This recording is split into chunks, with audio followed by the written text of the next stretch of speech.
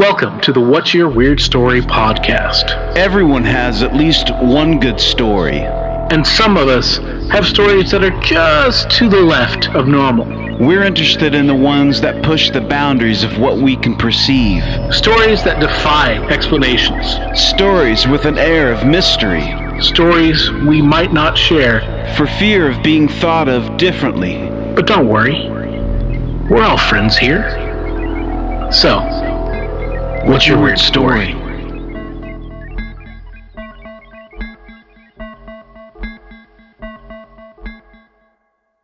Hello, Weirdsville. It's the 100th episode of the What's Your Weird Story podcast with me, your host, Adam Beebe, and with your other host, not me host, my best friend, my oldest friend, my ride or die bitch, my left hand to the right hand. I don't know where I went with that, but this is me. This is Barry Johnston. Oh, I love it. I don't think I can follow that, man. Holy shit.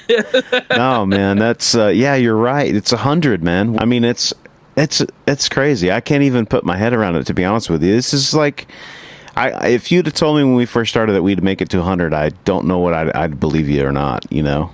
Yeah. It's crazy. It's crazy, dude. But hey, congratulations, sir, for making it 100 episodes, my friend. You too, man. You too. Yeah, it's been incredible. It really has been. And we tried to do something special here. We wanted to do something for our listeners and really do something that we haven't really done and put together kind of an extravaganza of sorts. Yeah. So our original plans our original plan seemed a little pie in the sky, big time dreams. We thought this, but we wanted to get Wayne Cohen from the Flaming Lips, the lead singer of the Flaming Lips. We wanted to get Wayne Cohen to be a guest. We tried it, and it seems far-fetched, like I said, but not as far-fetched as you seem. We got, my friends, very close. Very close. We know people that know people. We know people that know people, especially because we're Okies, you know. Right. And Wayne is like, you know, the king of the weird in Oklahoma, and so we got so far as Wayne was passed my contact information number to check out to get a hold of us. But you know, the Lips have been putting out a lot of new singles recently, so obviously they're busy and we didn't get it. But you know, hey Wayne. The invitation to be on the show is open at all times. We'd still love to have you on. You know, you can be our honorary mayor of Weirdsville. Absolutely. So you know, you're welcome anytime. Welcome anytime. We'll catch you on the next one. But I'll tell you what, man. In my opinion, what we got coming up here is a pretty awesome show, and it's actually not just one show. That's right. This is a grand collection. This is like almost, Barry, you know what it is? It's almost like we got a circus. That's right. Just came to me. 100%. It's very true. What we've got is a bunch of stories and a bunch of guests and a bunch of friends coming by and saying, you know, hey, how you doing? From throughout, you know, our 100 episodes. Joining us today, so it's cool. We got new friends, we got old friends, we got familiar faces. Well, they're familiar to us because we see them, but you guys don't see them. But you know, familiar voices. But, that's right. You know what? And I think it's as good of a level as us maybe scoring an indie rock legend, if not better. Yeah, absolutely. I'm just saying it. Absolutely. We've brought it. We're bringing it. And we hope you enjoy it. You know, and speaking of bringing it, I want to say this because I don't think that people really understand what goes on here, how we bring this show to you guys every week. It's certainly a labor of love. Yes. But I just wanted to say this, man, like working on these, you know, couple of episodes for our 100th, it really has made me realize that we try to put on a quality show for you guys. And And it's not by accident. I mean, we put a lot of time and effort into this, and you especially, man. Like you put into all these notes that you've put together, and if people don't know how this thing works, basically, no, hey, this is a 2-man operation here, and we're really kind of pulling triple duty here, because not only are we trying to book guests, and a lot of that is done by you, but we're both trying to get people to come on. But then we're also, going through the shows, making edit points, trying to configure these things, trying to put different guests on if we need an extra guest to come on, and making this thing work. And this show, it kind of highlights that a little bit, because we've taken new stories from our guests that we've had, asked them to come on and share some new stories with us. And that's not a small job. And so my hat's off to you, sir. You've done a great job. I mean, it's been consistent. Once I get done editing everything, it goes back over to you. You listen to it again, making sure that what we put out into the world hopefully isn't a big stinking pile of crap. And we There was the one time. Barry makes us sound great. Barry's, don't forget that Barry's the one who makes us sound fantastic every week, and he does all the editing and stuff like that. But there was the one time that Barry sent me an episode, and I kind of like, I'll check it later. I don't need to worry about it. Barry's ace. He's always on top of the game. Right. And so then I go to check it, and we had 45 minutes of nothing. Yeah. Yeah. It happens, man. Sometimes when you hit the Apple Z key to delete what you've done, sometimes something very important goes missing. It does happen, man. So anyway, it's a system of checks and balances. We try again to put out something that we're proud of. I can't believe that we've been able to have this many conversations with some amazing people, man. Yeah, we have. And, that's been one of the most fantastic parts about this is all the amazing people that we've met, new people, new friends that we've made, and hearing all their great stories, and then being surprised and hearing all these amazing, great, weird stories from people that we've known for years or even all of our life, It's just, it's wild. It's fantastic. It is wild. And it has opened up a door to a conversation that we may not have had if we didn't have this platform, It's just something that is just, I don't think you and I could have really understood that before we got into it. And it's like, it's really been a lot of fun, and it's been fun hanging out every week and, with each other, and we get hubbing here, and we just have a great time, man. Yeah, I've definitely learned stuff about you and heard stories of yours that, and I've literally known you all my life, and then, and not known those things. So yeah, you too, man. Yeah. It's wild. It's been really cool. So we just want to, we want to thank everybody for listening, whether this is your first episode or your 100th. Thank you for joining us. We hope you enjoy it. And Barry, let's get to the stories. Let's get going. Well, first off, we have our friends Chad and Alta. And I know what you're thinking. Surely we've heard every weird story that they have to offer. But no. We've been holding out on you guys just a little bit. We've got for you is a really cool UFO story. So, Chad, Alta, what's your weird story? Okay, so there's a lot of years I don't have memory. Mm-hmm. So there's no telling. I can't account for what I can't account for. And I mean, no memory. There's just no memory. Yeah. And then somewhere around the age of 9, 10, 11, somewhere in there, my mom's stepfather and myself, that was my only family, moved to Iowa, the Midwest. So it was an awesome place to grow up. Let me tell everybody. It was just awesome. Yeah. And so I spent my formative years in Iowa, Cedar Rapids in particular.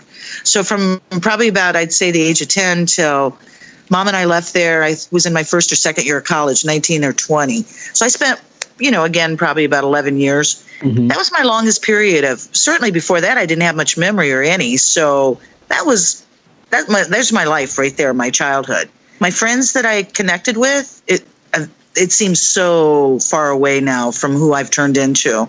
Mm. But I made very good friendships. And so what I discovered when we got reunited, because I don't have memory of this, of happening when it happened, not like my friends did. They seem to be used to be the memory. I just got reunited and I got reminded of a huge shock. Right. And one of them was one of the friends. She was allowed by her parents to go with my mom and stepfather on a cross-country tour. Not really a tour, a trip, a summer trip, school out. My stepfather had cancer, and there was no doubt he was going to die. And so his mama, his people lived in Arizona, which is where I'm originally from. And so the idea was we were going there. This is kind of just, I say it lovingly, but creepy as well. We're going there because I don't know this at the time. They don't clue me in. His mama lived next door, who is a saint. Her name Ruby. Cora. My other grandma was Ruby. Saints. These women saints. But anyhow, the step grandmother, Cora, lived next door. She was a very religious woman out of Kentucky originally. And but when I say religious, it was so beautiful. It was so private. Yeah. You never know. And also she never had cut her hair. She kept her hair in a roll on her head, and she'd only take it down for me, and this beautiful mane of hair traveled on the ground way behind her. It was just magnificent. Wow. Just one of these very precious people. So anyhow, she lived next door at the time to a Hispanic family, this Arizona. And apparently this woman was noted as a healer. And my grandmother his mother took it very seriously and then asked if they would come there and allow this woman to do this. So I didn't know, of course, at the time. So friends asked to join along and they agree. And so we take off on this trip. Now, this is in 74, I think, 73, somewhere in there. Kind of get that mindset for cars. Whatever we were driving at the time was, must have been a boat. Exactly. Right. Yeah, one of those boats. It was 4 states long. You know that. Right. The land yacht. Yeah. And so just keeping that in mind, her account to me was, she says we were somewhere just outside of Flagstaff, Arizona. She says, my parents are out of the car. They're MIA. You can't see them nowhere. They're gone. It's the middle of the night. That's unheard of. Let me just say. My mama was a mama bear. That's unheard of. My stepfather very sick. That wouldn't be happening. They wouldn't be leaving these teenagers in this car alone, girls, middle of the night. She says they are gone.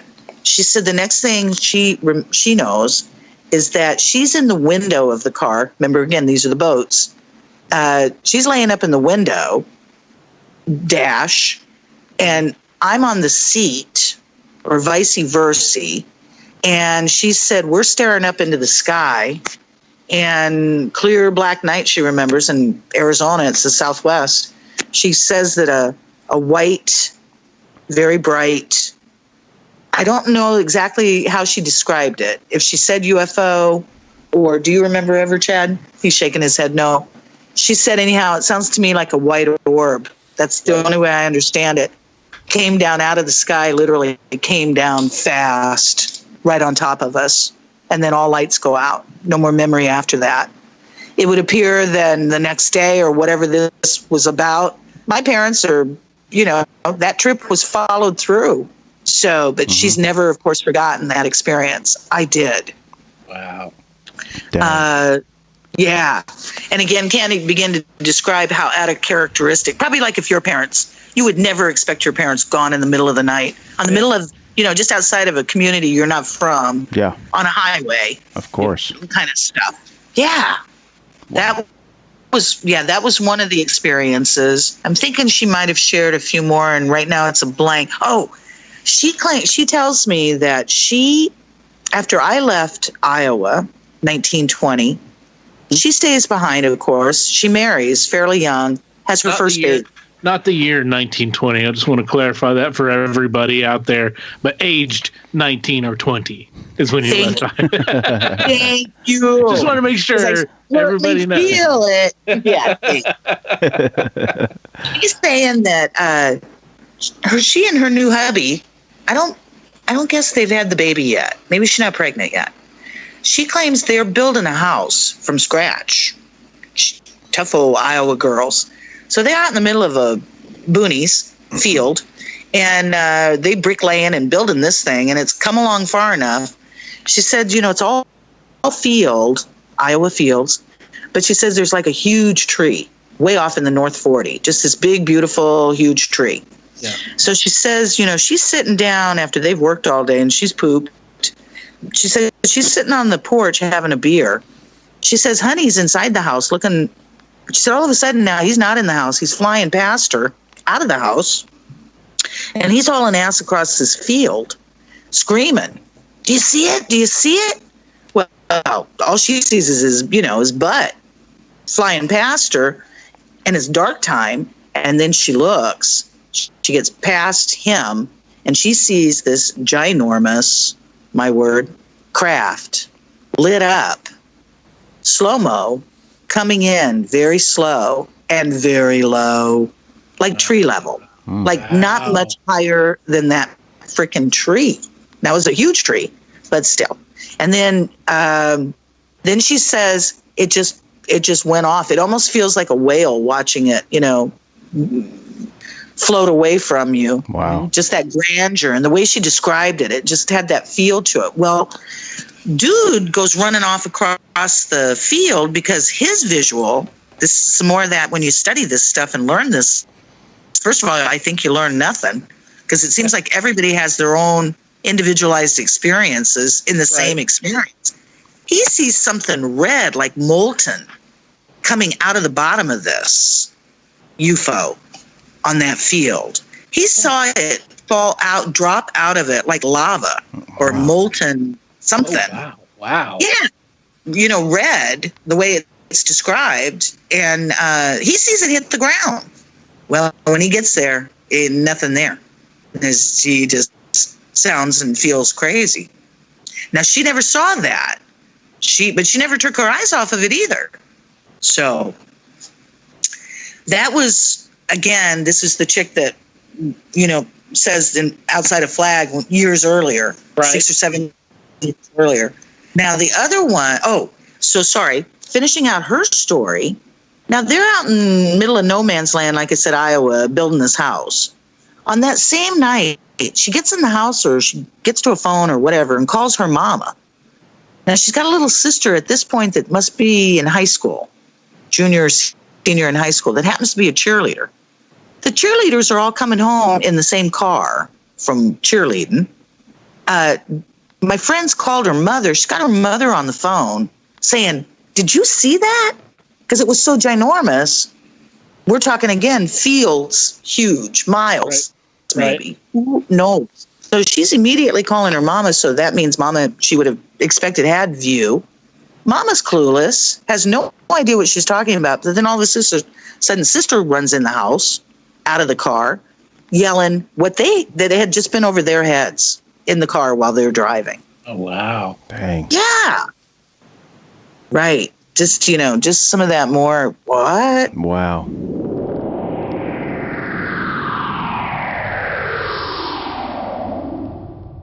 Hi, it's Jake from episode 55. What can you tell me about the band White Devil Detroit? I just want to say happy 100 episodes to What's Your Weird Story podcast. Keep it going, legends. Wow, Chad and Alta, thank you so much for coming on and sharing a new story with us. It's never a dull moment. For real. Yeah. Never disappointing. They always deliver, and it's fantastic. So Absolutely. Thanks, you guys. Again, it's been great meeting you through the show, and thank you for being such a big part of the show and being on the show so often and telling just such amazing, incredible, weird stories from your life of high strangeness. Absolutely. And up next, we have a good friend of mine. Her name is Taylor, and she's got a really cool, weird story about a picture. Yeah, so let's get right into that. Taylor, what's your weird story? Well, it's back in, I think, 2012. I was a senior at Chisholm High School, and we were going to Oklahoma State University, OSU, for a cheer camp to learn some things for the next year to teach to the new girls. And my friend's sister was a student there, so she allowed us to kind of go hang out in her dorm. And, as high school students, it's super cool to be hanging out in a college dorm room. Oh, yeah, definitely. So she had classes and everything, and so we were just kind of hanging out and taking pictures, as all high school everybody does, selfies, all that stuff. And so it was me and two of my friends. So if you look at the picture, you can see I'm the blonde, and then the other two girls, one's on the computer and one is up beside me. And so there's only three of us in the room. And I took the picture, and I was just like, oh, it's so cute. I'm going to post it later. So I kept it. And then the thing is, I got home that night, and I was at my dad's house just laying on the couch looking through all the pictures from that day. And I kind of scrolled through, and then I stopped, and I kind of zoomed in, and my heart, jumped a little bit. And I was like, that's really creepy. So I texted the picture to both of the girls, and I said, look at this picture. Do you notice anything weird about it? And they both texted back and were freaking out. And then I went in and showed my dad. And then I sent it to my youth pastor at the time. And I said, can you take a look at this picture and tell me what you think it is? And he goes, oh yeah, that's definitely an old soul. They love to be seen. And he was telling me these weird stories about it's happened to him before, and he's seen other pictures from other people that there'd be just somebody sitting beside them, that they sometimes they like to jump in just to be seen. Wow. And whenever he told me, that freaked me out. Wow. So yeah, go ahead, Adam. I was going to just kind of run through, describe the picture, what I'm seeing here. So we've got the three of you, and behind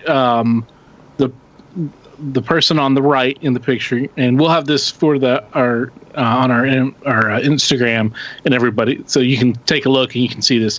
Behind you, or behind the person on the right, is somebody who's kind of poking their head around that person, and they've got a black shirt on, and then they have their face is out of focus, but you can clearly see the mouth and the lips. Very well defined. You can see the nose and the shadow, and then you can see the eyebrow, and you can see the very deep set eyes. Yeah. But it also looks like part of the face is not there on the top of the what would be the right side of the face. And these eyes, man, it almost looks like a mask. Exactly, dude. Except the rest of the face is so fleshy. I know, it's so weird. It looks like a mask. It looks like, do you remember the movie The Mask? Yeah. With Eric Stoltz, where kind of like that. That's right. But not as big enough. That's crazy, and it looks like it's in motion. Yeah, absolutely. And it's locking dead-eyed right at the camera. Yeah. And there was there was no one else in the room at the time, right? I mean, no, and just because her sister was in class, and for one, this is an all-girls dorm, and so boys weren't allowed. Right. And I'm pretty sure that person in the back is not a girl. Right. But yeah. Wow. And also, crazy. If you continuing with I'm zoomed up on it now. On it, the one shoulder that's popping out behind, just a tiny bit. There's a little bit of the edge where it gets see-through, blurry, and you can see the notes on the desk behind. Right. God, that's so freaky. That is bizarre. Do you know if anybody else had seen anything like this? You ever heard any stories or anything like that around there? I don't remember if it was at OSU, but I did show somebody that picture, and they said that they were at a water fountain, or not a fountain, but it's not like a drinking fountain, but a massive water fountain. Mm-hmm. And they took a picture, And then they looked at it later and saw like this ghost figure sitting on the edge of the water fountain. So I've heard of other things happening like that, but I personally haven't. Wow. This is, we've only had, you're the second person that has had, that I can think of that had the photograph to prove it. Now, we've had people that have had photographs, but they've, in time lost them. But like, this is it's such a freaky image. It's so weird. Yeah. And it's, yeah, you caught something. Yeah, you caught something. That's wild. Yeah. That is wild. Well, so yeah. Okay, so have you had any kind of experiences beyond this one very weird event? Not necessarily any of like picture experiences, but I have had one like whenever I was sleeping and like I tried to wake up, but I couldn't. Something was like holding me back and holding me down. I've had that happen once or twice before in my life, and that's another thing that gets kind of crazy and creepy. Yeah. But when you do that, when that happens to you, are you able to do you hear anything? Are you able to open your eyes, or is it just like the weight on your chest, or is it something like holding you, or is your body completely like numb? It's more like the weight. Okay. Yeah. Yeah. Yeah. We've heard that. Yeah. Before. Yeah. It's crazy. Yeah. But I haven't had anything like recently or in the past years. I tend to stay away from the whole Ouija boards and like that. I'm not into that life. You're smart. Yeah. Good. You're smart. Yeah. Yeah. We love hearing these stories, but I'm not, especially me. I'm not chasing after any kind of this thing. I'm not going to mess with any kind of Ouija board or anything. But yeah. Well, it's wild that I think one of the crazy things is you weren't necessarily looking for this. It just is. It's in the picture. It's just. It's there for you to see that it was whatever you captured was there at that moment in time, and it's bizarre. It is absolutely bizarre, weird. Now, since this happened, have you like scrutinized every picture that you've taken since? Oh, for sure. Yeah. Like some of the pictures I will like look in hardcore. I did for a while, for sure. Another thing I guess that I kind of remembered Miranda just went outside, but in our old house, we were always told that like the little like flurries, like we would point the camera somewhere and it would be clear, and then you point the camera somewhere else, there was like little flurries, like when you turn on the flash. And so that was in our old house from our rent house that we had before I got married, and wow, he has our own orbs. House. So. Orbs, yeah. So, yeah, orbs. Yeah. Yeah. Wow. That's really cool. I told her about that picture one time, and I was like, it's probably him. Right. Right. Well, as weird as the person or thing is and looks, at least it's smiley, it doesn't look, and it doesn't look like it's being mean, Right. No, it's just friendly. Yeah. Right. Wow. That's cool. Well, Taylor, thank you for coming on and telling your story and sharing that with us.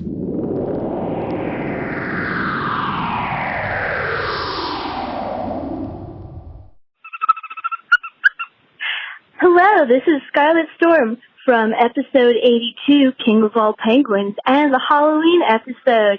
Happy 100th episode to What's Your Weird Story? Stay cloudy and strange. Holy cow, you guys, go over to our Instagram account if you're on Instagram, and and our Facebook page, we'll put it up there too, but you got to go and look at that picture because it is freaky. It is freaky, man. It is absolutely freaky. And she showed me that picture. I said, you got to come on, tell this story. So guess what we got next? What's that? we have a return of our very first guest on the What's Your Weird Story podcast. Nice. Metis is awesome, just all around. He has helped us out so much on the show before we started, because Metis has, has this Metis pod and his own podcast, and he's helped us so much out on the technical side, getting us geared up, and when we've had problems, and even to this day, he's totally been awesome helping us out, giving us advice. And Metis also has a new podcast called Fun Fact Fridays that he's actually, I guess, kind of the co-host on, because it's all done and led by his daughter, Leela. Yeah, that's really cool. Really, it's cool. a great podcast. It's awesome. And basically, it's, they learn stuff, and it comes out every Friday, and they share all these cool, fun facts about a certain theme that they'll have every week. And you can find it all over the place, Spotify, YouTube, wherever you get your podcast, you can go and find that. And of course, Metis Cast himself. But before we get to talking about that, before we talk to the Metises, Metisi, however the plural of Metises is, we're going to hear some really cool stories from both Metises, some weird stories from both Metises. So, Metises is what's your weird stories? Well, I'd always bring a few. I don't like doing just one. But we actually have Leela actually has a weird story. Not supernatural in any way, but something really weird that happened to us, 2 years ago, give or take? Maybe, yeah. About 2 years ago. I'll let her tell the story. Cool. So we were in the store, and we were at the very back aisle. And Sam's Club. Sam's Club, yes. Okay. Very back aisle, and a deer starts running down. A 10-point buck deer starts running down the aisle. In the middle of the aisle, my mom shoves me out of the way and grabs me, and I turn around, and there's nothing there, and I see a whole bunch of people looking to where the deer landed, and the deer ran into a Deer Park water. Yeah, the deer, Packs of Deer Park water. It came in where they do the tires. The big garage doors. It came running in there because there's a bunch of woods behind the Sam's. Right. And it came running in, ran straight down the aisle all the way to the back of the store. I didn't see it because I had my back to it. And my wife goes, "Deer!" And I'm like, yes, honey. And I didn't know what was going on. And I look, and she's grabbing Leela and yanking her and like throwing her into the olive oil, rack. Oh, wow. And I'm like, what is going? And then the deer comes running past right where Leela was standing. And it's like she said, it was a 10-point buck. And I'm like, holy shit. And it just barrels right into a pallet of Deer Park water. Wow. And, it stumbles off of its feet. And I've got starts running toward the back. It was stunned when it hit the water. Sure. And it was trying to get back up, but those slick concrete floors with its hooves, it was having trouble. And I didn't know if it was going to come back towards us or what. So I put my hand on my pistol, because I've always got my pistol on me, and because that's dangerous, Yeah. But then it turns and it runs back towards where they have the stocking area. And me and two of the employees take some carts, and we're like trying to like gate it off into the stock room. And one of the employees is yelling for the stockroom people to open up the loading bay door. Yeah. So it'll run out. And it went around the corner, and we lost track, and we left. Oh my gosh. What was your initial thought? Like, am I really seeing a deer right now? Is that what you thought? Yes. I was terrified. I'm sure. I was so thankful that my mom got me out of the way. No kidding. Yeah. Yep. Phaedra was the hero in this one. Wow. A 10-point buck's a pretty decent sized deer. Mm-hmm. Yeah. It would have caused some damage. It caused damage to the pallet of water. Wow. I blinked, turned around, saw a small child screaming, and I was like, what the heck? I turned and I saw it. It was terrifying. That's crazy. It was completely random out of nowhere. No kidding. Real. Well, that was an exciting trip to the Sam's. That is strange. So the stories from my brother. I went to Hawaii recently to visit my brother. He's got he's living out there. He's got a nice place. He's got a business going and everything. So he's like, come on out, see my place. I'll take you and see the sights. Well, I was in the truck with him driving back from somewhere, And we got to talking, and I told him that I was on your show, and I was telling him about some of the stories I told, and he's like, well, I've got some stories. And I'm like, well, let me hold on. Let me get out my notepad. Yeah.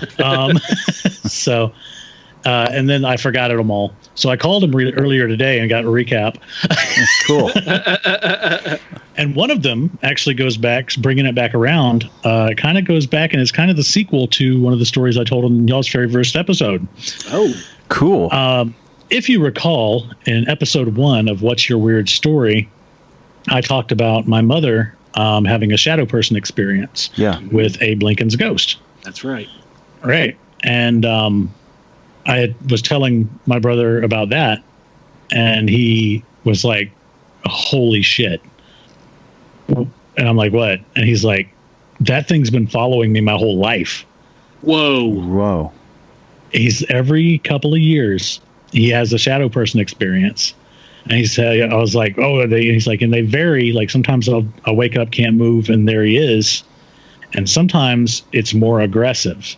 And he said that his worst one, he was, okay, so he had gone to see some people that he knew. I can't remember. It was just friends. And he went to their house, and he was, he had his own little guest room and everything. And he was laying there, dozed off, and he woke up and couldn't move. And there was like a gnarly looking demonic monster over him, holding him down, and he was trying to scream and couldn't scream. And he said that it was the most horrifying experience of his entire life. Now, this is a guy who's led a very adventurous, interesting life. He's been attacked by a Bengal tiger. He actually bought a lion cub. Well, his roommate bought a lion cub off of Joe Exotic from the Tiger King. Oh, wow. Yeah, about 15 years ago. Oh, man. Wow. So that's a story in itself. Yeah, right. And I've got pictures of me with that lion cub. Once it started getting older, they donated it to a zoo. So, wow.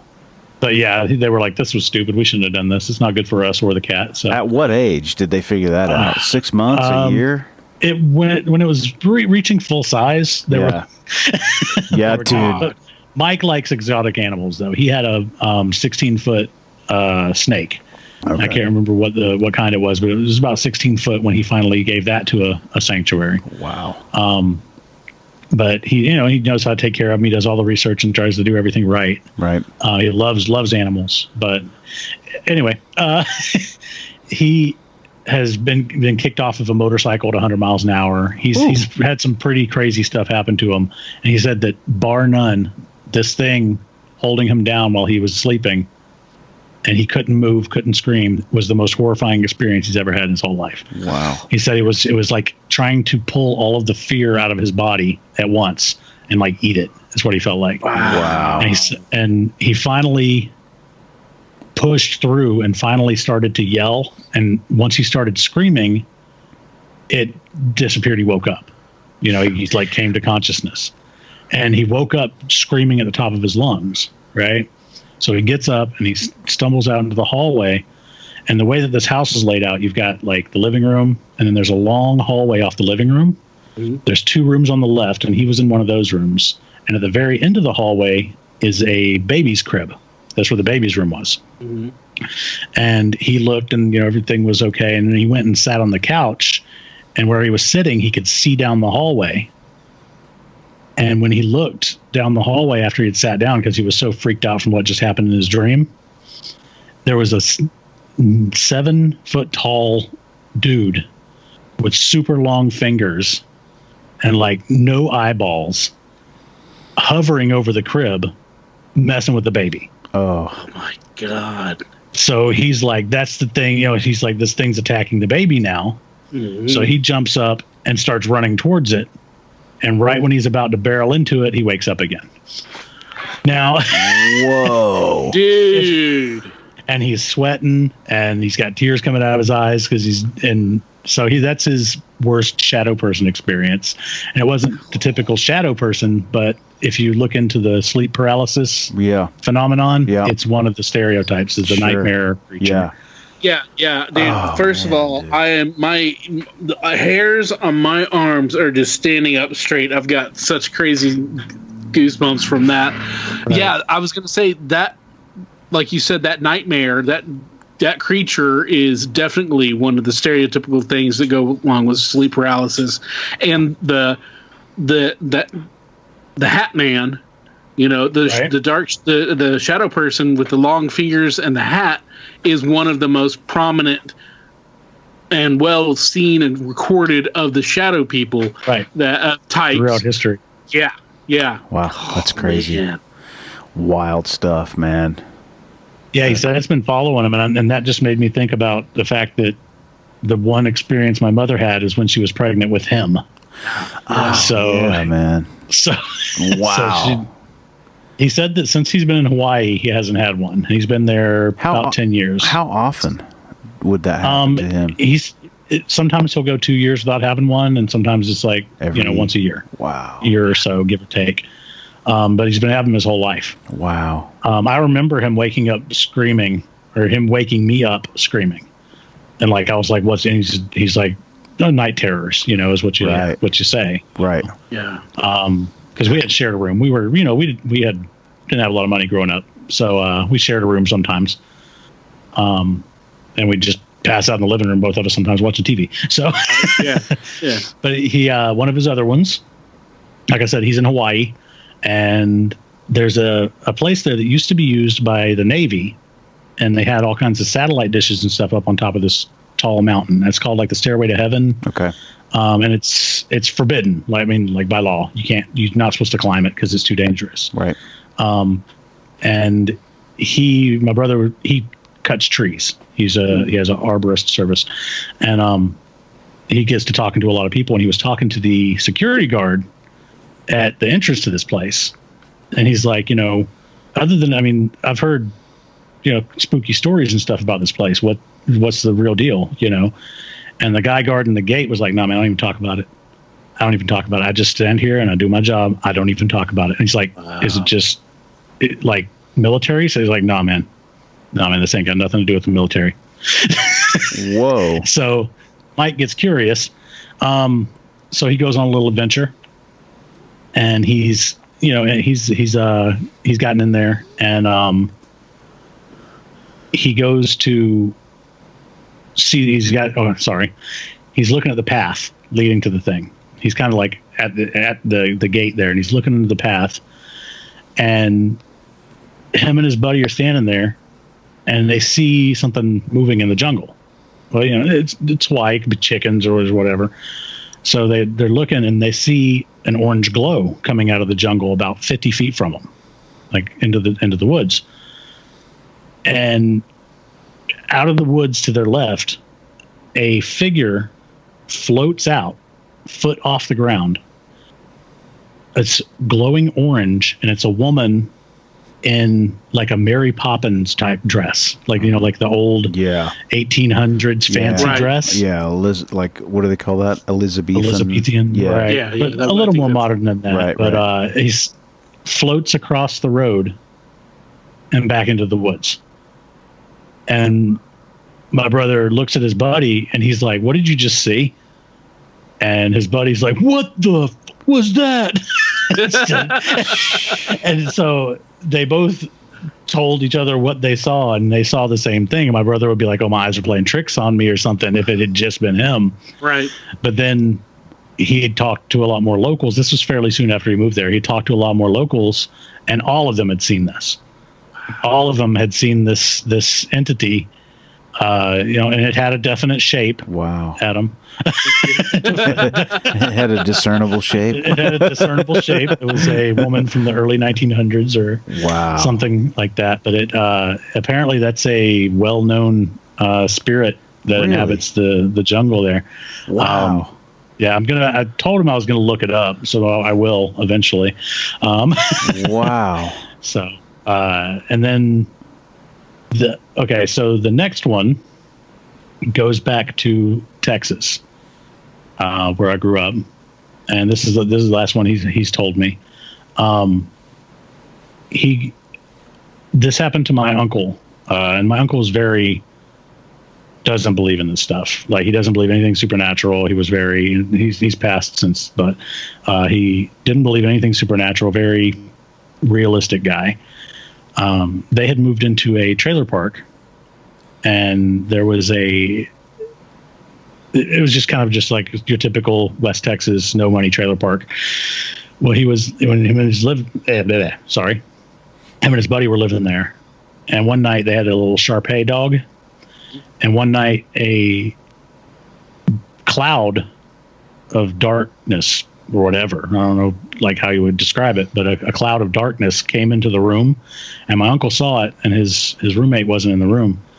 He said that he saw it surround the dog and then go into it. And then as soon as the last little bits of this cloud had gone into the dog started flipping out, rolling on its back, biting its own legs, ripping up the carpet. And this was a, nice little mild-mannered dog. It was like instant rabies when this happened. Wow. And then he said in 2-3 minutes, this dog was just ripping up stuff, just destroying stuff. Never done anything like this, just going crazy. And then he saw this cloud shoot out of the dog's mouth and through the wall. Whoa. And the dog just stopped and, was a little stunned, and then went over and sat with him. Whoa. So my uncle starts telling his roommate about this, and he's like, you're crazy. You've been listening to my grandmother's uber religious God warrior person. It's like, I've been listening to your mom too much. You're stupid. Let's go have a drink. So anyway, that same night they go to bed, and my uncle had the most vivid, realistic sex dream that he's ever had in his whole life. It was like an hour long, the most beautiful woman he's ever seen, perfect skin, perfect hair, everything does, they kind of won't get too detailed with it, but right towards the end of the dream, we'll save the details for after the recording, right? Yeah. Well, towards the end of the dream, he wants to get a good look at the girl's face again, and he lifts up. He lifts up her head, and she has no eyeballs. She has full mouth of super sharp teeth. She's got like pus and blood coming out of her eye sockets. Oh, good Lord. And she's all sunken in like a zombie. So he flips out and he wakes up. And of course he's like, oh, that was a horrible or wonderful and then a horrible dream. But he has like green slime on him. Not like a glowing green or anything, but like these little, like, just he said it was just slime, right? It felt like he'd been slimed like on the movie Ghostbusters, right? Right. And he's like, this is some kind of substance on him, and but anyway, I won't ask. Fill in the blank. Yeah, where it was, but anyway, he goes out of his room to go and live whatever he's doing, and his roommate starts screaming in his room. So he opens the door, and his roommate is jumping up out of bed, trying to get stuff off of his chest. And he's like, what happened? And he's like, man, you won't believe the dream I just had. Had literally the exact same dream. My uncle didn't tell him a single detail of his dream. Whoa. And he had the exact same dream on the exact same night. Wow. Right? Well, so he tells, my uncle tells my grandmother about this. And my grandmother, God warrior, super religious woman, she gets her prayer circle out there, and they've got the holy water, and they're anointing the doorways in oil and things like that. And they get the preacher to come out there. And the preacher comes out and he says, listen, objects can have a spirit attached to them. So do you have anything that might be in any way connected to anything evil in the house? And he was like, well, no, we don't believe in evil or things like that. So, but we do have Hitler's bones. Right. So we've got Hitler's bones. Well, they did figure out that they had some of the memorabilia from the movie Hellraiser. Really? Because one of their friends was involved with the production of Hellraiser. Wow. Oh. And there's some real satanic imagery on some of this Oh, yeah. artifacts and stuff they have, right? And they've got pictures from the set and pictures of like some of the runes and stuff that are used in just a whole album full of pictures, right? Yeah. Well, the preacher's like, listen, if you're not super attached to this stuff, I'm going to recommend you get rid of it, because what'll it hurt if, other than you're getting rid of some cool stuff, what's it going to hurt to get rid of it if it's going to get rid of these events from happening? Right. Because he knew that they weren't really believers, so he's making it real, palatable for them. So they go out to the burn barrel and they toss the stuff in there. Because like they said, they're like, no, I don't want that to happen again. The stuff that just happened, I don't want that to happen again. So we're going to burn this stuff. Well, they threw the stuff in the burn barrel. They're burning it all up and everything. And they go to empty the burn barrel before their next, they're going to dump the ash and start over the next time they're going to burn. When they dump the ash out, none of the pictures had been touched by the fire. Whoa. None of them. Really? They all looked pristine. Wow. As if they had never been in the fire. So they're like, oh no. So they took the pictures, poured gasoline on them. And my aunt actually verified all of this, except for the dream part and the dog part. But all of the stuff with the burning, she was involved in all this. So they burned it. The pictures did not burn. They poured accelerant on it. It didn't burn. Whoa. So they just went out to the desert and threw them on the side of the road. Oh, wow. Wow. Yeah. So, like I said, my aunt was, this is his sister. My aunt was involved in that part of it. And she's like, I wonder if there's anything else going on. So she starts looking up old newspaper articles. She goes to the library and gets on the microfiche and looking up old news articles from the area that he lived in, outside of Lubbock. And apparently, about 100 years before this all happened, there was a cult operating in his neighborhood that the trailer park is now on that had sacrificed babies. Wow. Wow. So it might have just been the land that was cursed. That's wild, man. Right. Well, Hellraiser, the movie, has a female character in it that seduces is it the Hellraiser that is, she starts feeding him blood, right? I don't know if you guys remember that, but like she's sacrificing. I've actually never seen it. Okay. She's sacrificing people to this, I think he's an entity or something. The Cenobite, the Pinhead. But but then he starts slowly starts coming back. Like he starts, like he's like, he gets to the point where like he doesn't have any skin on him, Yeah. I know what you're talking about. I think it's that's exactly. Do what? I think it was the protagonist is this young woman, and I believe it's like her father or something like that who has died, but he was an evil man and all that stuff. There's some seduction going on there too. Yeah, there's right. But that's what I thought about when you said that. I was like, oh man, dude, maybe there's something weird attached to the things that they had from the movie. That's wild. Dude. That's wild, dude. The runes and stuff that they draw and stuff probably came out of some actual satanic book. Right. Some real Necronomicon or something. Right. Crazy, dude. That's crazy, man. Yeah. So it was a long time ago. You guys had an episode with somebody from Greenville talking about the bike man, or there's a man on a bike or something. Yeah. Like that? Tricky Sam. Tricky Sam. Tricky Sam? Yeah. I don't know. But when I was listening to that episode, it reminded me that one time when we were going to a party in Greenville, we were on the outskirts of Greenville, and we saw this guy riding a bike. And I wouldn't normally remember somebody riding a bike, but it was right around Halloween, and there was a huge smiley face Mylar balloon floating in the middle of the road. And it was the creepiest thing ever because it was floating at like 6 feet. And we're like, what is that? What is that? And we get real close to it, and it's just a smiley face balloon somebody had dropped out of their car sitting in the middle of the road. And then there's this guy on his bike, an older guy, and he waves at us, and whatever. We drive past him. The place we were going was probably 10 miles from where we saw him. And as we pulled up to the party that we were going to, he pulled up. and was like, "Hey guys, what are y'all doing tonight?" And I'm like, and it could have been another person wearing the exact same outfit. So, but it creeped me out. And when y'all were talking about Tricky Sam, or is that his name? Is that it? I'm trying to. Yeah, that's.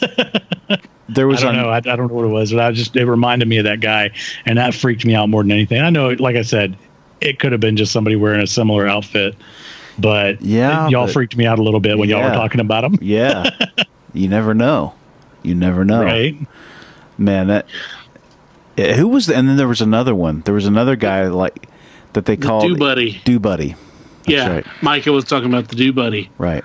So yeah, there's a couple of weird root doctor type people around that area, legendary figures that have the same kind of weird, ability to like jump around. Yeah, jump around and go through walls and do all sorts of stuff. It can't be kept in jail. Crazy stuff like that. Yeah, right. Oh, that's weird. That's weird. Yeah. Wow. That's great, man. Great stuff, dude. You never disappoint, dude. And I hate doing secondhand stories, but I kind of burned up a lot of my material in the first two episodes. Well, hey, it's family members. It's right there. Right, so Mike didn't want to come on. He wouldn't have done it for sure. So he's like, you can tell my stories. That's cool. That's cool, man. Well, in the story about the Navy, that's right? The Navy base or whatever there in Hawaii. Yeah, well, it was just a path that the Navy used to go up this mountain. Okay. And they've too many people got hurt climbing it. So they put a fence around where you could get to it, to keep people from getting hurt. Right. Right.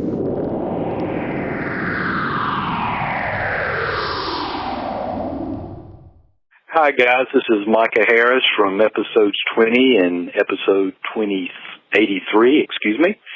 I'm just a little disconcerted here. In the midst of the pandemic, I've taken to walk in my neighborhood in my Andromeda string containment suit. The unmarked helicopters are hovering, and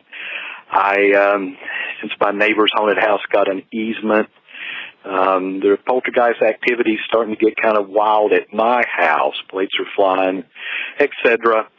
Anyway, wishing you guys a happy 100th, and that's my weird story. Okay, so let's get to. So, what do you got going on? What do you guys have going on with your podcast? What's the whole synopsis? Well, okay, so I used to take Leela to school back when school was a thing, before the Rona came in. I would typically take Leela to school on Fridays, just the way the schedule worked out. And on the way to school, I would be like, "So, what have you learned this week?" And Leela would tell me something she learned. And we just started saying before each time we told each other a fact that we had learned, we'd be like, "It's Fun Fact Friday." So we just kept talking about that, right? Well, I've got a lot more audio gear recently because I'm kicking up my Metaspod production a little bit.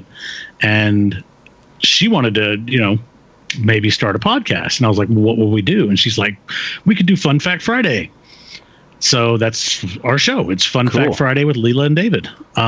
It's her show. Cool. It's her idea. She does the music for it. She wrote a little theme song and plays it. Nice. And then she does the audio editing after we're done to get rid of lots of mess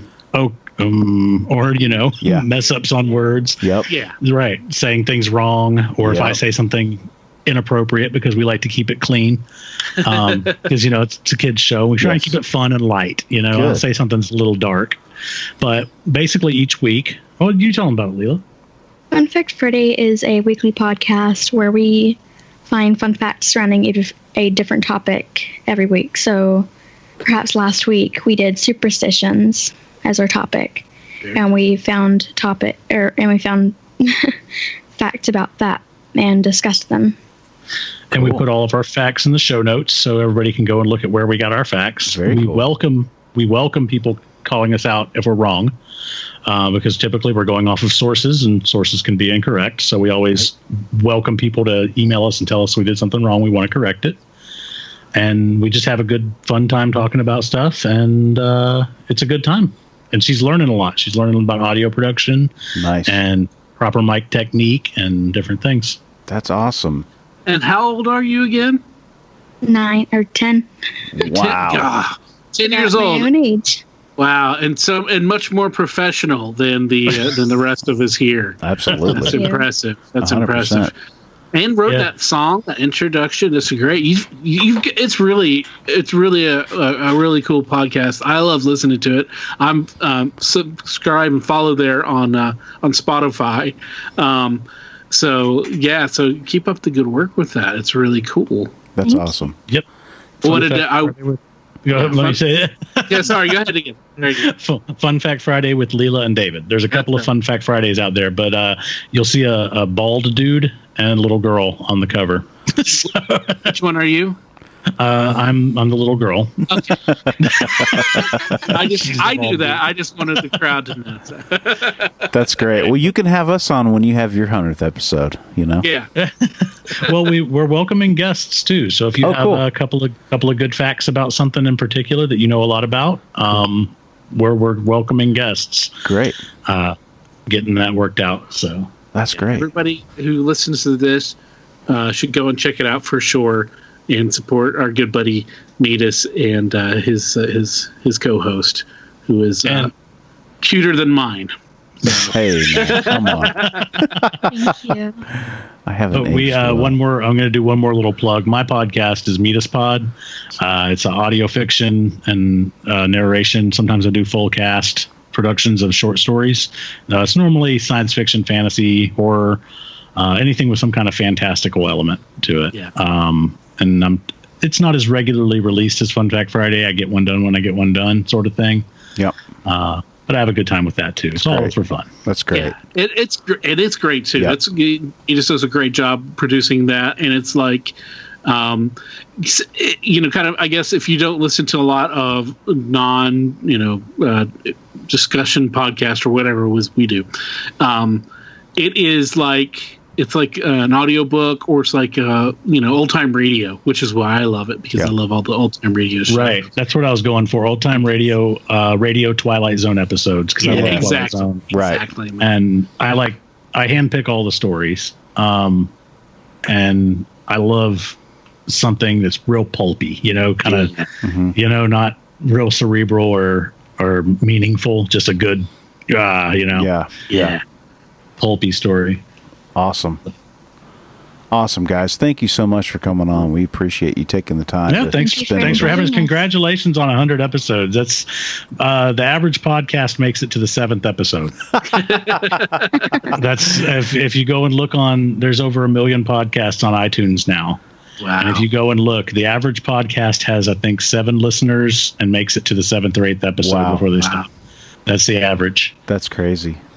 Because people are like, I can do this, but there's a lot more work in it. Oh man, there is. There is. Yes, there certainly is. Especially when you're doing the full cast stuff, and you gotta not only edit your own audio and get the sound effects in there, but you got 7 other people's stuff to edit. Yeah. You got getting them coordinated and being on top. Yeah. You gotta treat it like work, really. Right.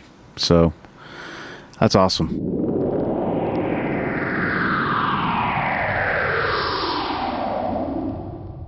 That was Metis always delivers, and it's good to see that his daughter is carrying on in the storytelling tradition and podcasting tradition that he has set up.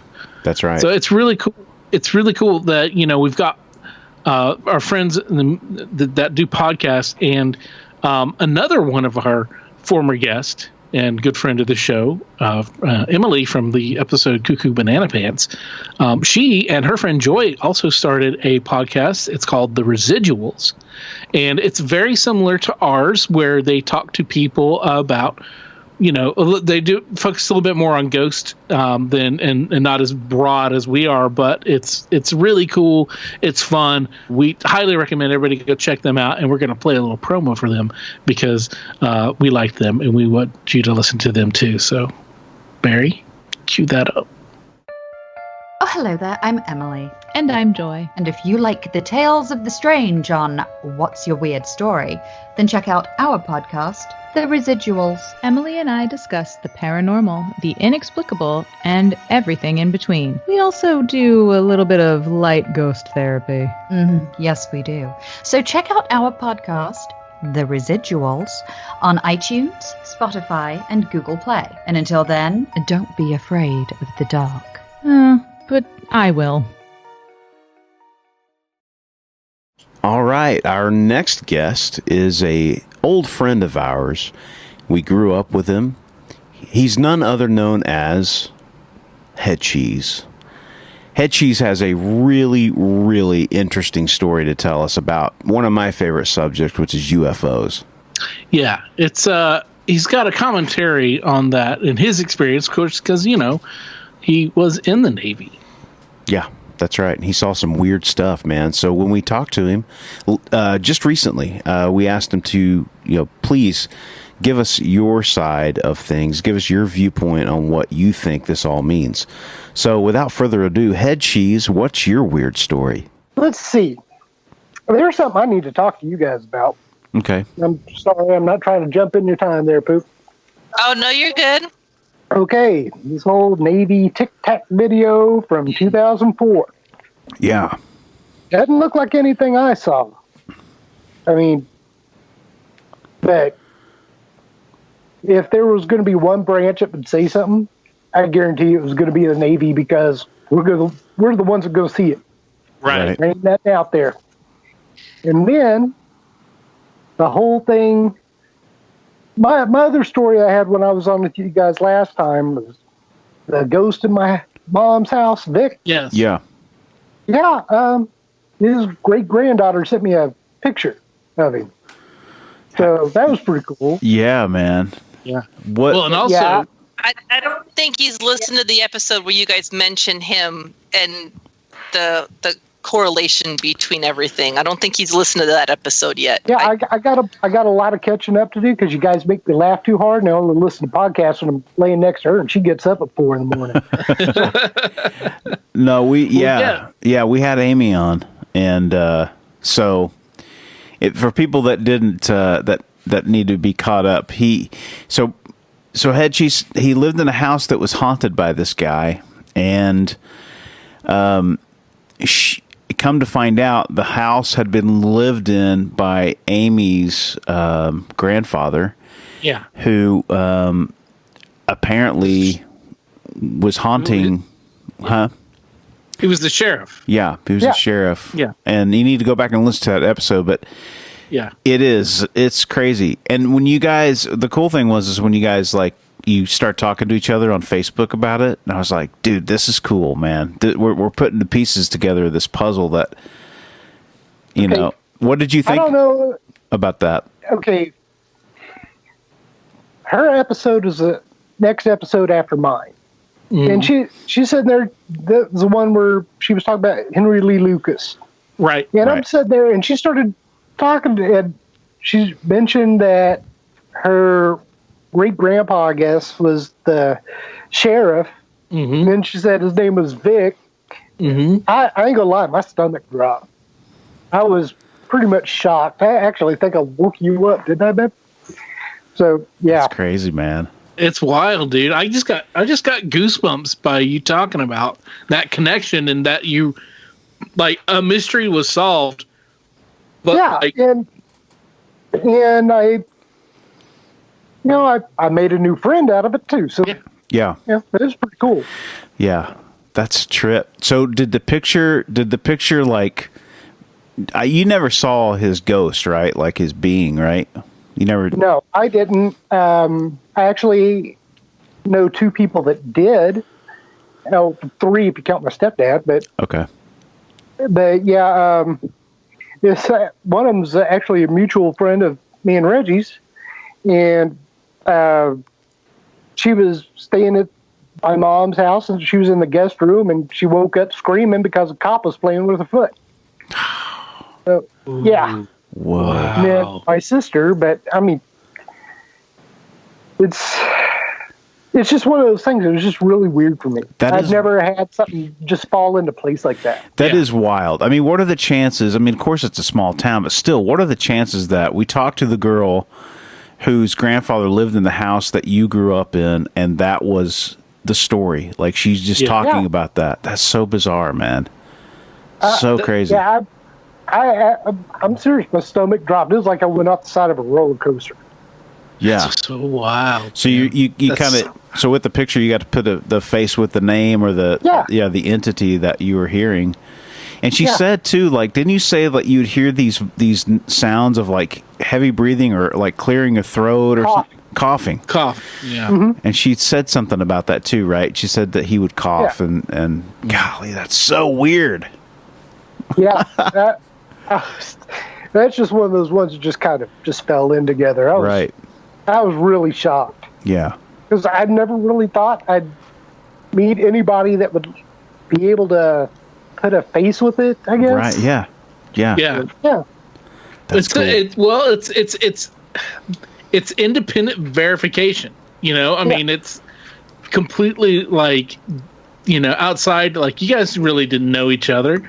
You know, you would probably. I mean, I think you were probably closer to her sister, her age, rather than. I think you guys were in the same class. A little bit. No, I think her sister's a year younger. Okay. Yeah.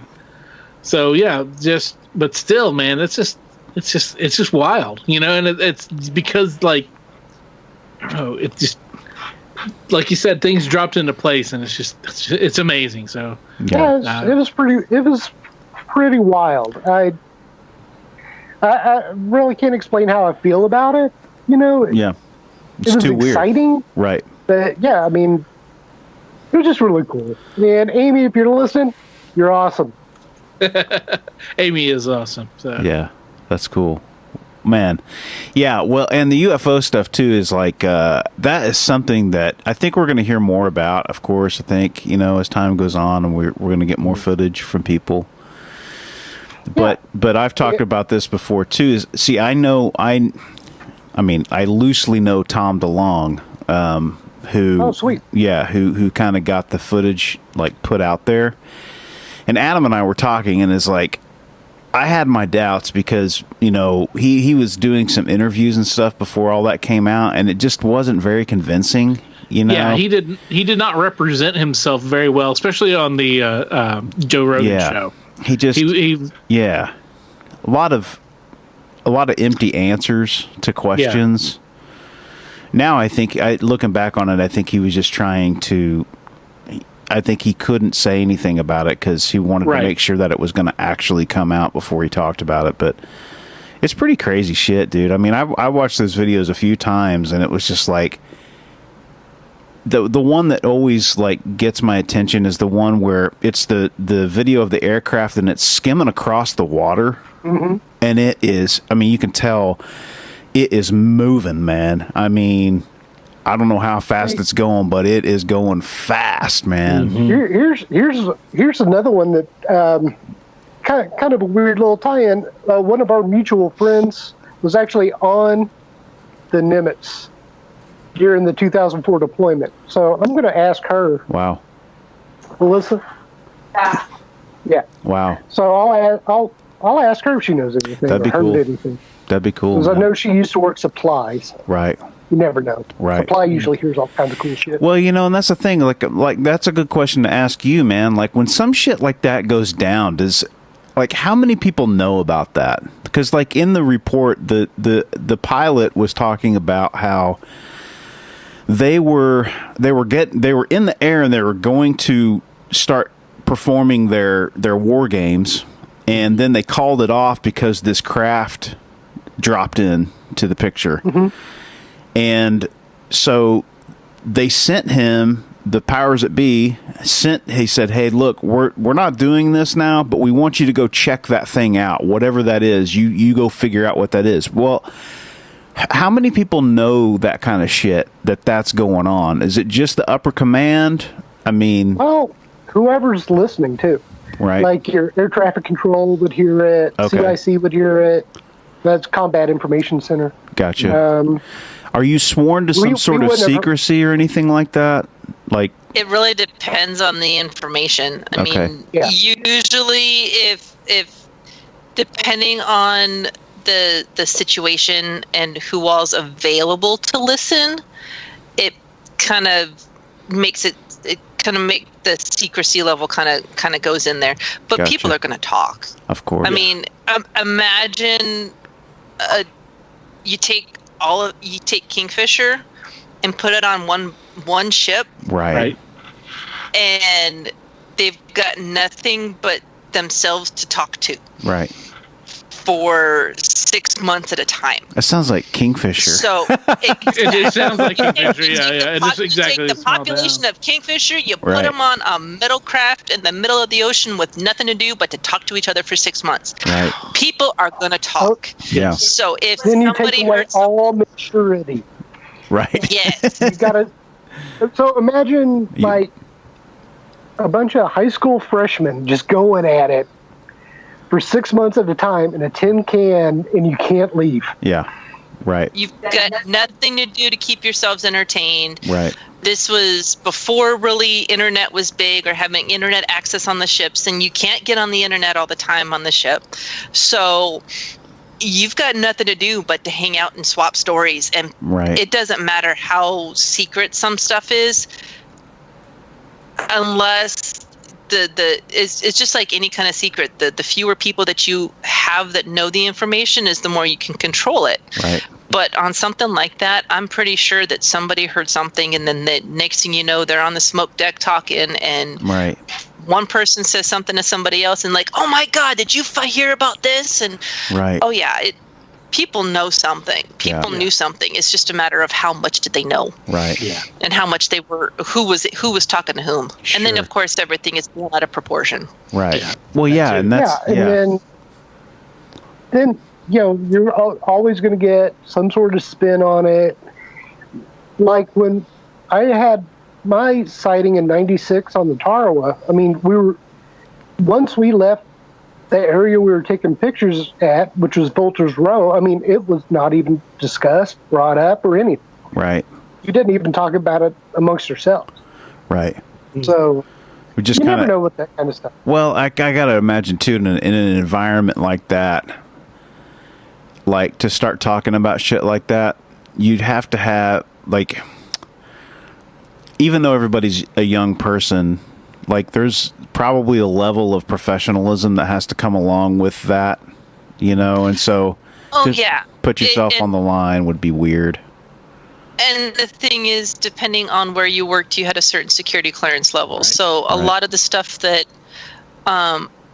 we might have seen together or looked at together, you couldn't tell that to anybody else. Right. Now, do you guys want to break news? Anything here, right now?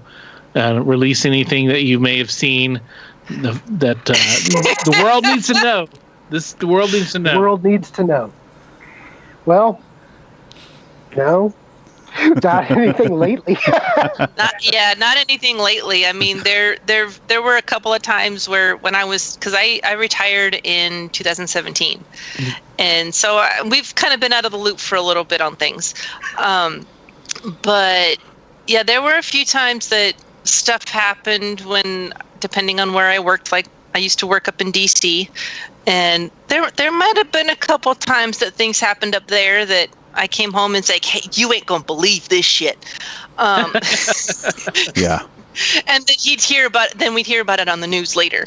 But yeah, one of the great things about us having worked together before, especially once he got out of the Navy and I stayed in, I always knew that I could have somebody outside to talk to. Mm-hmm. Yeah. Because he knew the importance of what I would be doing, or hearing or seeing or whatever, and it'd be like okay, I've got to be able to talk to somebody about this outside of work, and I knew I could always talk to him about it. Yeah. Yeah.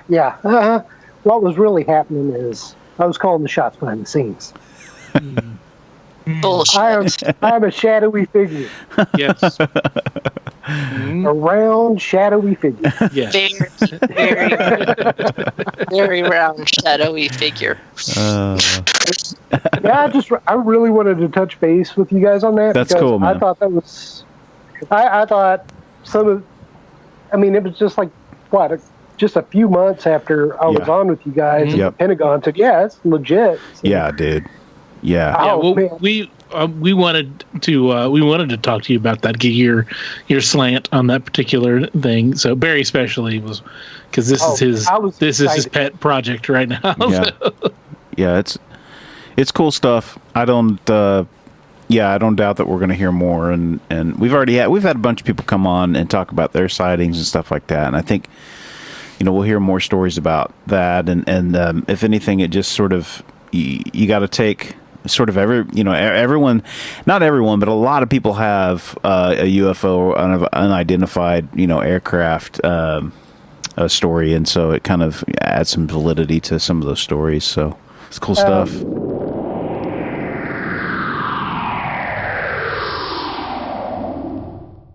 Hey guys, this is Justin from episode 5, Pocket Knife and Potato, and episode 19, Let's Break Out the Quarro.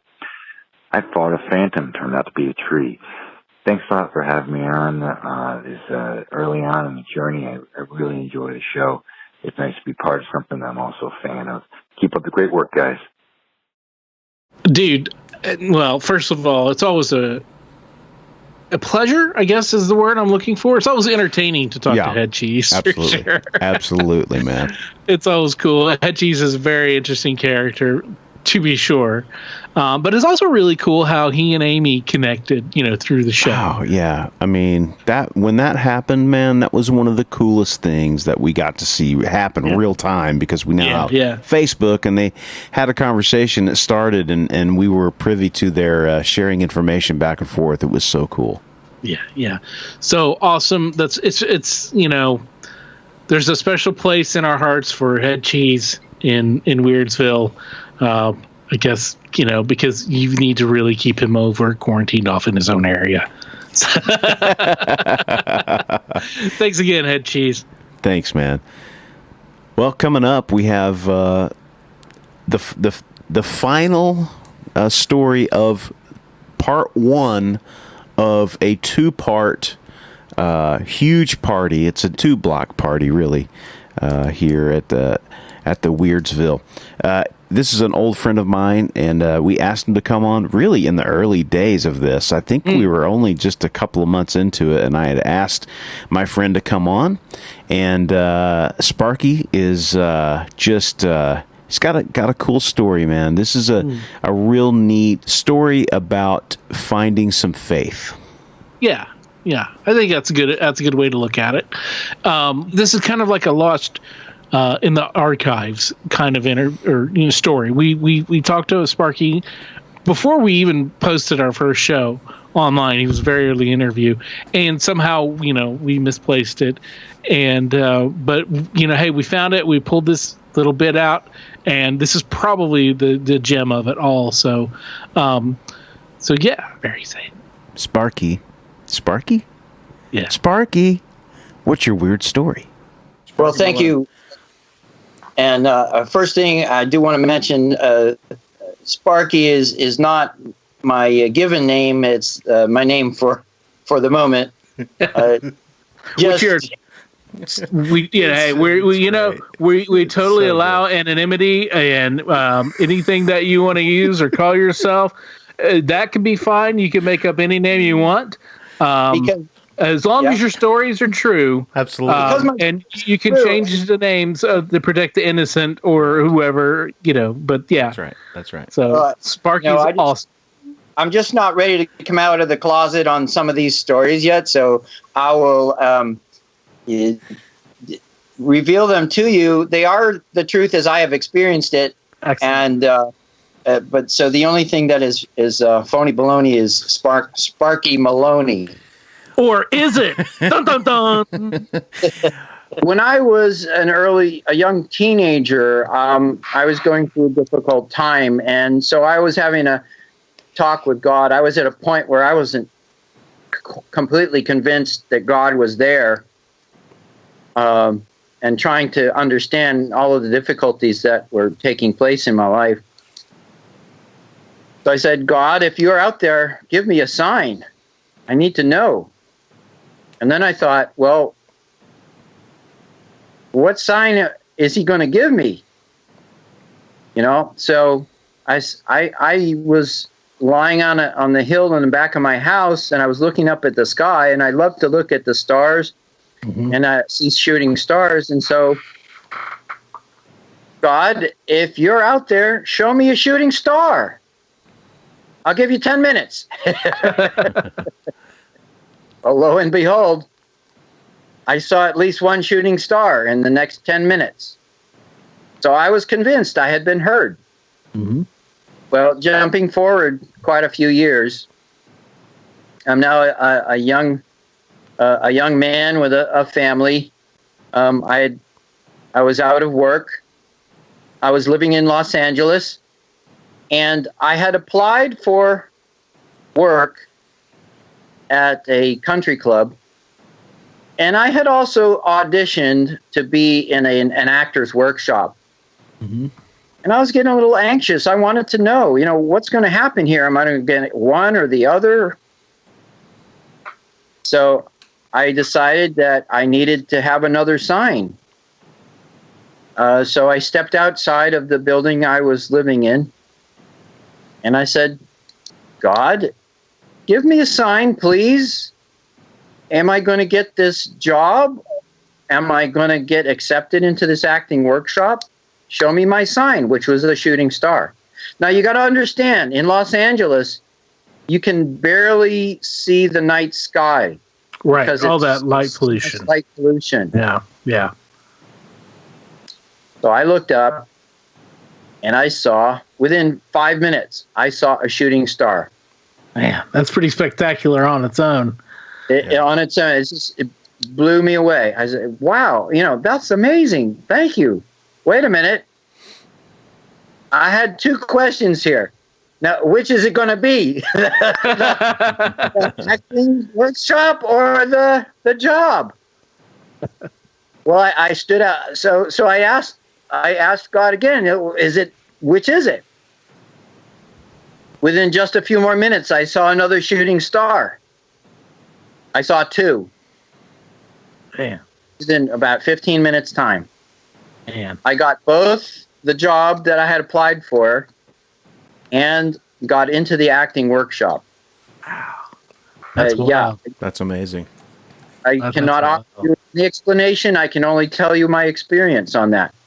So the additional part of that, at the job, when I walked into the job at the country club, I looked into the lobby, or maybe, I guess when I applied for the job, the first time I walked into the lobby, I knew I had seen that lobby in one of my premonition dreams. However, it was 3 years until I saw the lobby decorated the way I had seen it in my dream. Whoa. Wow. Which told me that I was going at least 3 years into my own future in my dream state. Now, there was a point at my life when I was having these experiences. It was driving me crazy. My wife was very psychic and spiritual, and she had a lot of these type of experiences. But she was the only one that I knew of that I could really talk to. Mm-hmm, and it was just through my mind. I didn't know what to do with it. That's wild. So I had to start. Yes, very wild. So I had to start researching more, finding more information. I knew there's something about our reality that is not talked about. And if you guys are going into that field, that's great, because people are going to be ready for it. People are hungry for for that type of thing now. We're talking about all kinds of stuff, man. So, yeah. You know, the more the merrier. Experience. Yeah. Well, hey, listen, man, I appreciate you taking time to get together with us. Thank you very much. And we'd like to have you back because there's more stuff. He worked at the country club that O.J. Simpson was at the time that he murdered Nicole. Allegedly.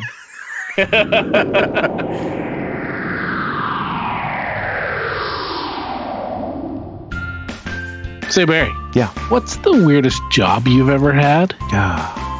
That's a good question. It would either have to be the time that I worked at a cattle feedlot or the time that I worked for a Greek painter. Were you his model?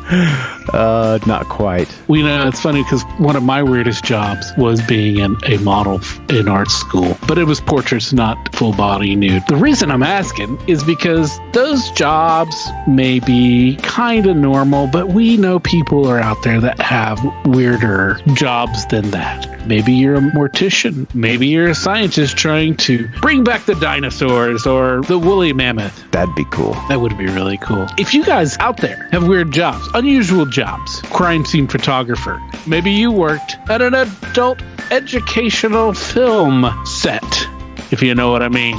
Wink, wink. Just something that's unusual, out of the ordinary, and, you know, a little bit weird. Hey, those are cool stories too. We'd love to hear those. So give us a call or an email or whatever. You know how to get a hold of us. Be part of the community of Weirdsville.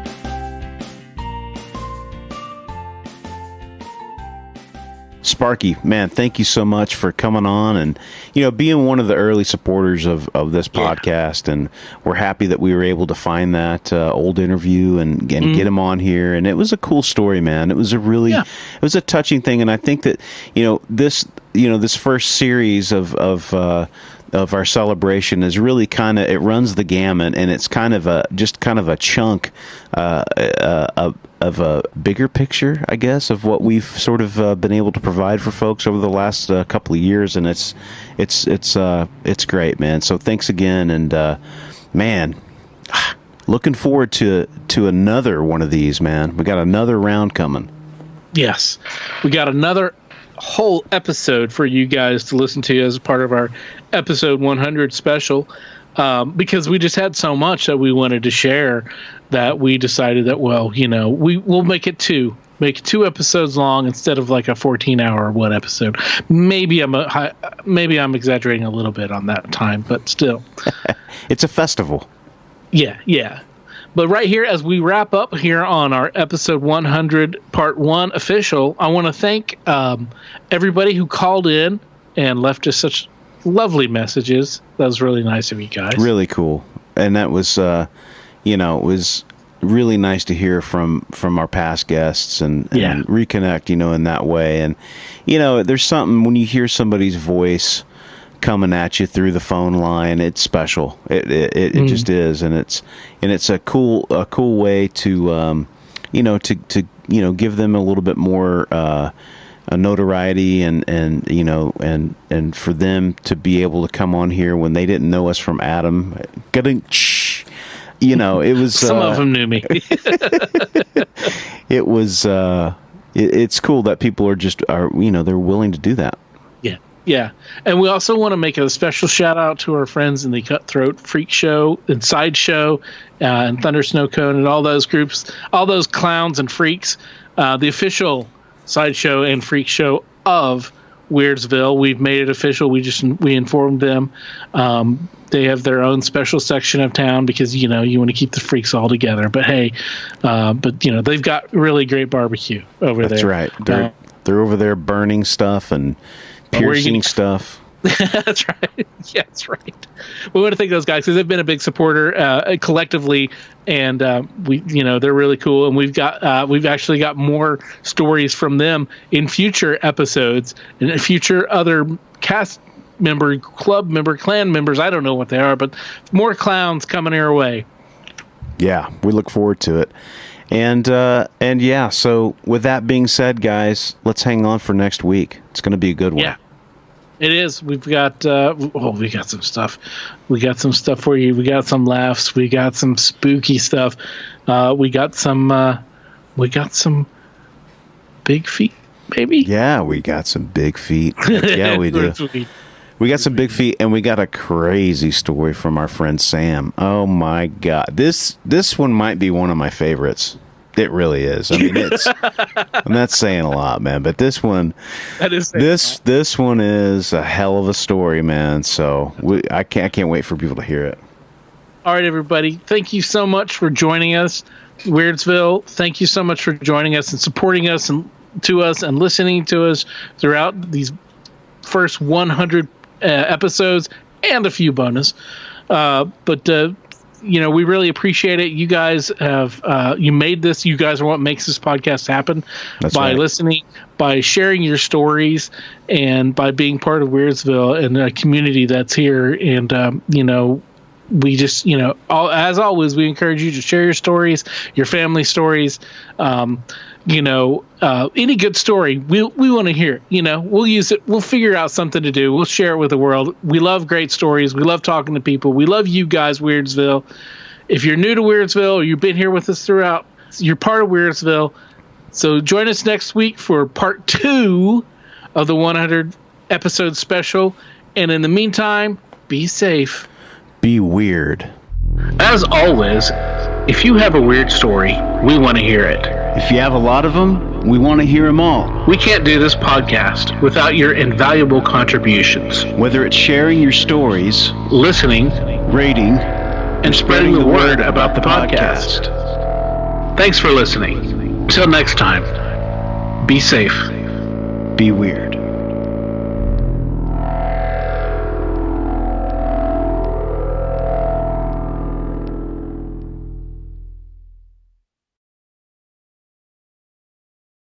The stories presented on the What's Your Weird Story podcast are to